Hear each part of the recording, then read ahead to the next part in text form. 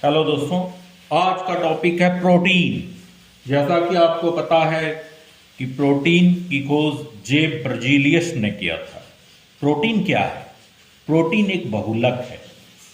बहुलक शब्द आपने केमिस्ट्री में पढ़ा होगा, पॉलीमर। ठीक है, जो छोटी छोटी इकाइयों की बना होता है। और ये इकाइयां क्या है? तो एमाइनो अम्ल, एमाइनो एसिड।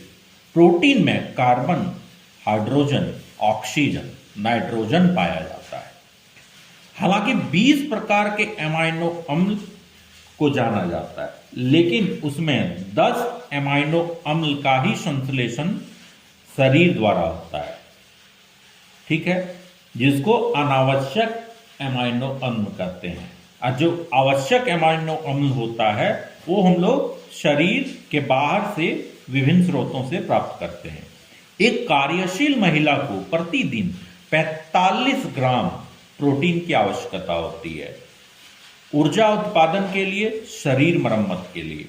अब हम प्रोटीन के प्रकार को देखते हैं। तो प्रोटीन के प्रकार 3 हैं। पहला, सरल प्रोटीन, सिंपल प्रोटीन, केवल एमाइनो एसिड के ही बने होते हैं, और इसका उदाहरण है एल्ब्यूमिन्स, ग्लोब्यूलिन्स और हिस्टोन। अगला, संयुग्मी, ठीक है, प्रोटीन, अणुओं के साथ समूह में जुड़े रहते हैं। जैसे डिफरेंट टाइप्स के अणु के साथ एक गुच्छे में रहते हैं, समूह में रहते हैं। इसका उदाहरण है क्रोमोप्रोटीन और ग्लाइकोप्रोटीन।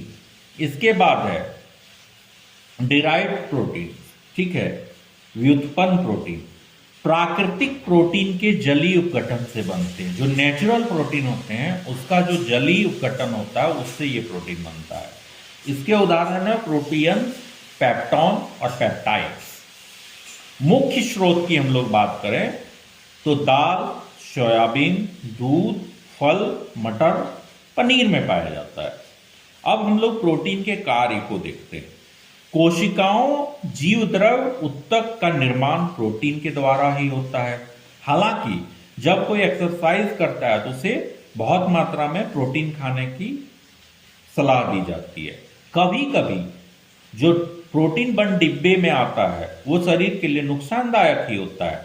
तो ये कहा जाता है कि जो नेचुरल सोर्सेस जो प्रोटीन होता है वो ज्यादा बेनिफिशियल होता है। कभी कभी प्रोटीन की अधिकता से ही मसल क्रैम्प ये इत्यादि हो सकता है।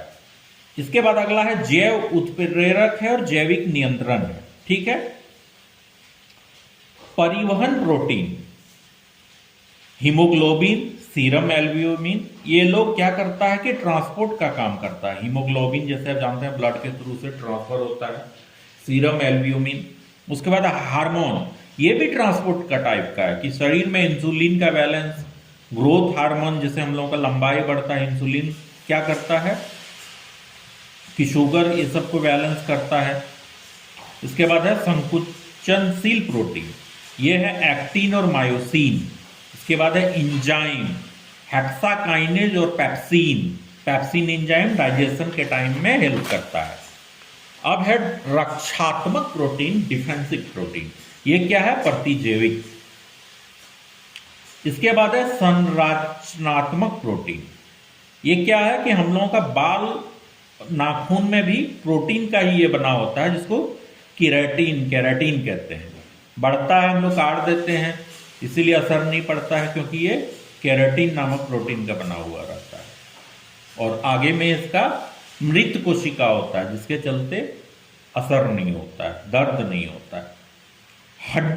हड्डी में कोलेजन नामक प्रोटीन पाया जाता है। देखते हैं कभी कभी हड्डी वड्डी मार एकदम पिरा रहा है, सबका दर्द पीड़ा से परेशान, तो उसको या तो कैल्शियम लेने बोलेगा या तो प्रोटीन लेने बोलेगा।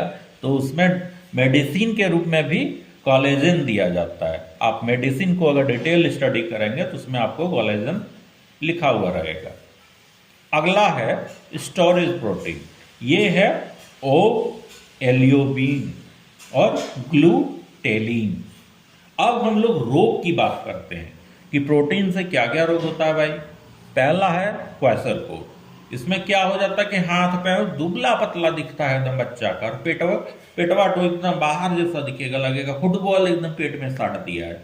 और हाथ पैर इतना पतला पतला दिखेगा, बाल एकदम भूरा टाइप का हो जाएगा, समझ जाइएगा कि ये क्वाशरकोर नामक बीमारी हुई है जो प्रोटीन की कमी से हुई है। प्रोटीन दीजिए उसको। उसके बाद है मैरास्मस। इसमें क्या हो जाता है कि मांसपेशियों में जो तनाव होता है वो नहीं रहता है, वो ढीली पड़ जाती है। तो ये हो गया प्रोटीन से डिजीजेस, ये पूरा हो गया प्रोटीन का structure, function, disease, total protein का गाथा, एक स्टोरी। ठीक है, थैंक्स फॉर वॉचिंग।